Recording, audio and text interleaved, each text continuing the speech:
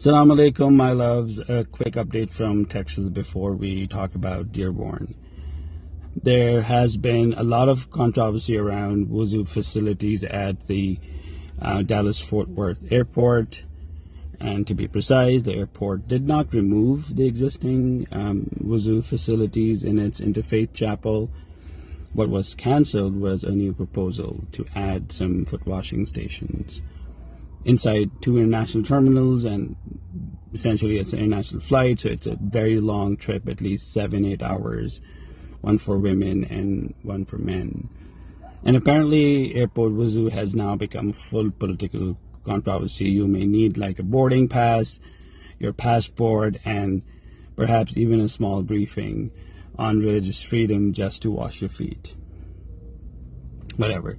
But seriously, if you're traveling through DFW and you need to make wuzu before prayer, just prepare accordingly.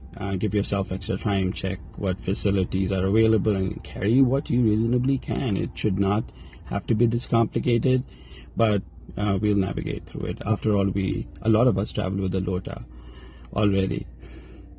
I also want to say something real quick about the developing situation in Dearborn. Yes, there are people who are deliberately trying to provoke us, create fear and sow division, and we should be very clear about that, but they are not the only people in the picture. There are good people on every side: Muslims, Christians, Jews, people of no faith, and people who may simply believe that everyone should be allowed to live and worship with dignity and peace. And I would say that these are the people we should be looking for. These are the people we should be standing with and amplifying and supporting and leaning in and collaborating with. We should not allow the loudest and the worst people to convince us that everyone is our enemy. That is exactly how division works. A handful of bad actors create this tension, and then ordinary people like you and me are pushed into seeing one another as permanent threats. We know that is not the case here, and a lot of people along with us also understand that. So we just do not have to help the bad actors who are doing this. To my fellow Muslims, nobody said that this would be easy. Our faith teaches us that we need to conduct ourselves with dignity when difficult moments arrive, and not only be happy when everything's comfortable.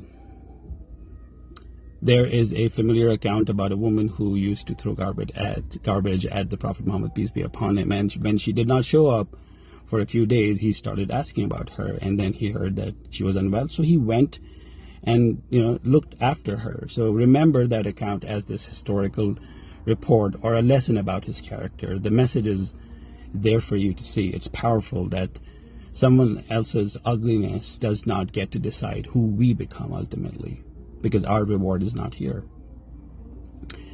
So to everyone in Dearborn, let's look after one another. If people are going to be outside and it's warm, let's arrange water stations and sabils if we can. Let's make sure that people are hydrated, supported, and not standing alone. These people are our guests, and guests are blessings. Always remember that. For a lot of us coming after Muharram, this carries a very special meaning for us. We remember Imam Hussain alayhi salam. We remember Karbala. We remember the importance of offering water and nourishment and support, even when people do not approach us with the best intentions, and that is what it looks like is happening here.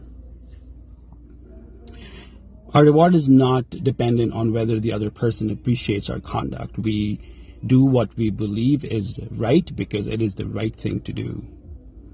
So, zero violence, stay together, protect one another, focus on the good people, stand with the good people, and do not let those trying to divide us define the moment. I know it's frustrating, I know it's exhausting, but we are not helpless and we are not alone. Allah is always there for you.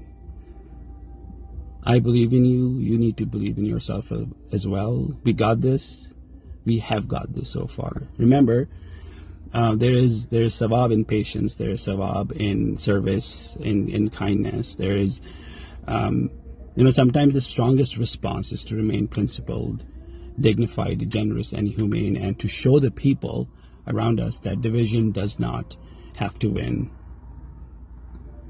So stay strong. Put a bright smile on your face when you meet the guests.